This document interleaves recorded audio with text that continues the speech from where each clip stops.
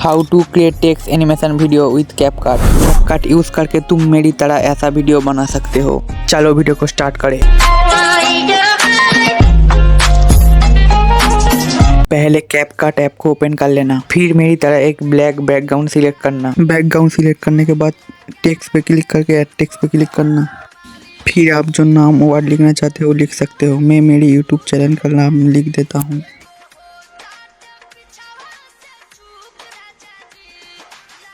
फिर इसको एडजस्ट करके ठीक से बड़ा कर लेना अपनी तरीके से।